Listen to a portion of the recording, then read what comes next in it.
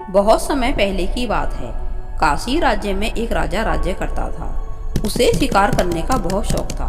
वह अक्सर जंगलों में जाकर जंगली जानवरों का शिकार किया करता था। एक दिन राजा जंगल में शिकार करने जाता है। उसे वहाँ एक बहुत ही सुंदर हिरन दिखाई देता है। वह हिरन का पीछा करता हुआ जंगल में काफी दूर निकल आता है, लेकिन हिरन दौड़कर झाड़ियों में कहीं छिप जाता है और काफी देर तक झाड़ियों से बाहर नहीं आता है। ओहो, यह हिरन भी मुझे इतनी दूर ले आया और खुद जाने कहाँ गायब हो गया है। दोपहर भी काफ़ी हो गई है। मैं इतनी तेज धूप में राजमहल भी वापस नहीं जा सकता। मुझे यहाँ किसी पेड़ के नीचे थोड़ा विश्राम कर लेना चाहिए। दोपहर का समय था और कड़ी धूप भी थी। राजा काफी थक चुका था, इसलिए वह एक पेड़ के नीचे बैठकर विश्राम करने लगता है। तभी राजा को एक भयंकर हंसी सुनाई देती है। राजा हैरान होकर इधर उधर देखने लगता है कि तभी एक चुड़ैल उसके सामने आकर प्रकट हो जाती है।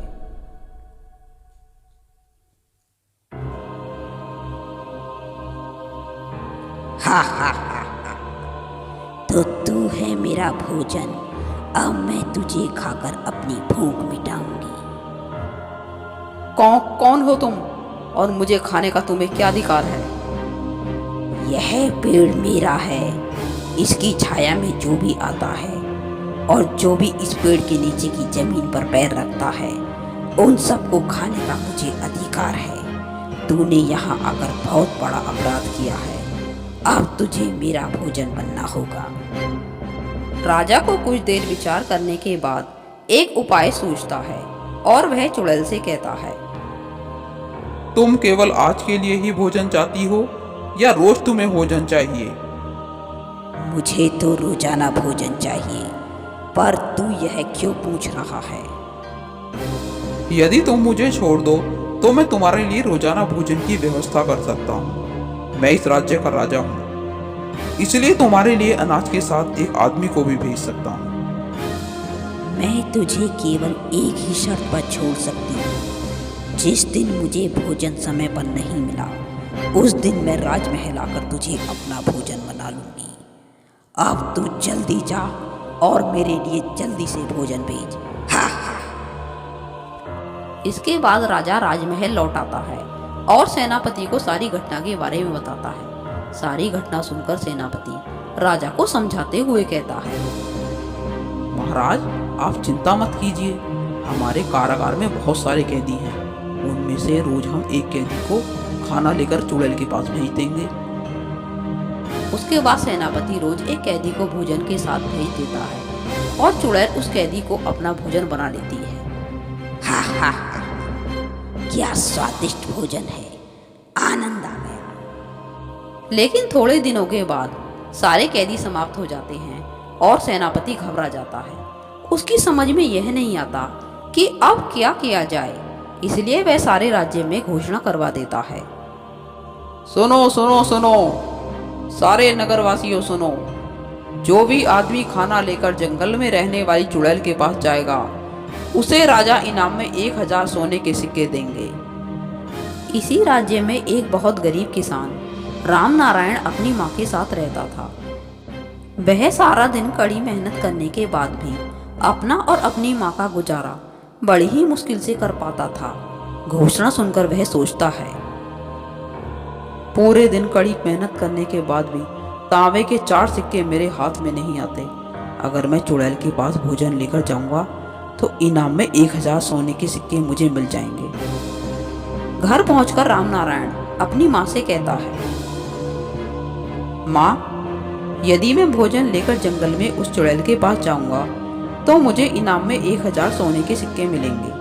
उन पैसों से तुम्हारी जिंदगी आराम से कट जाएगी।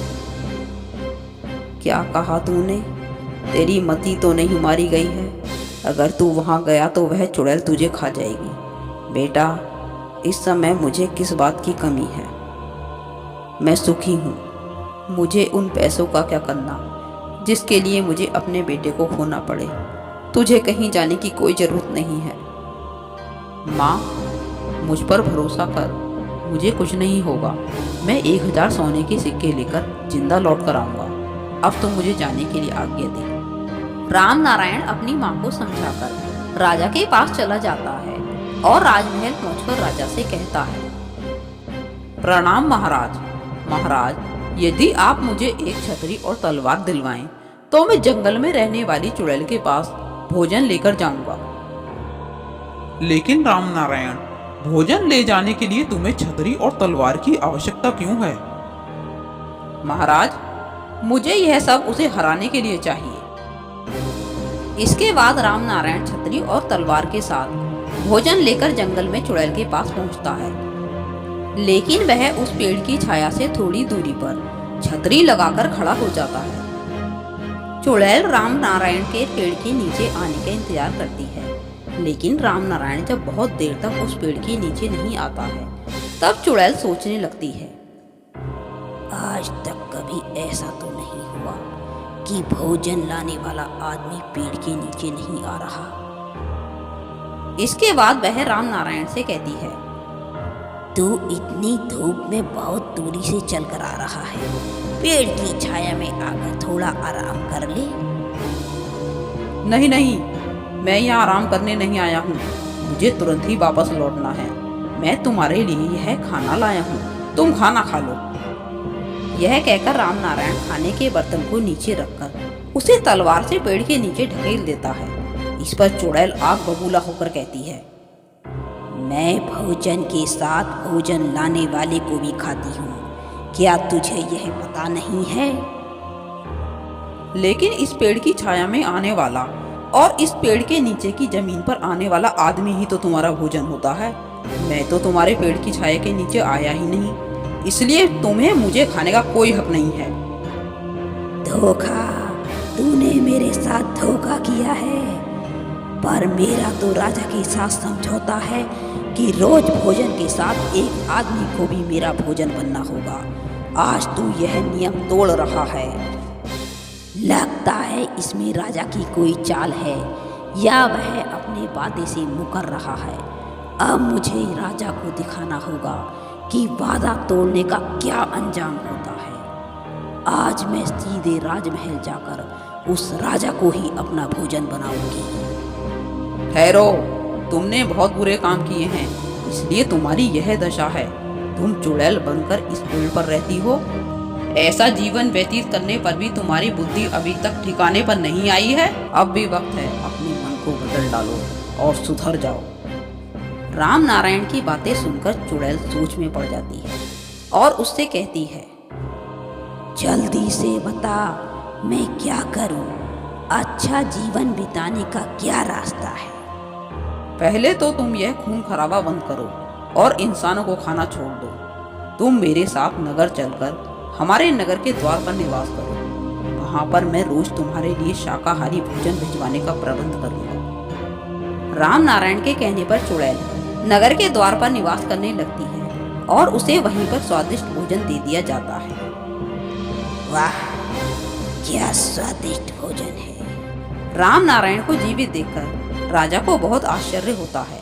राम नारायण राजा को सारी घटना विस्तार से बता देता है। राजा राम नारायण से बहुत खुश होता है और 1000 सोने के सिक्के देने के साथ ही उसे अपना प्रधान सेनापति भी बना देता है।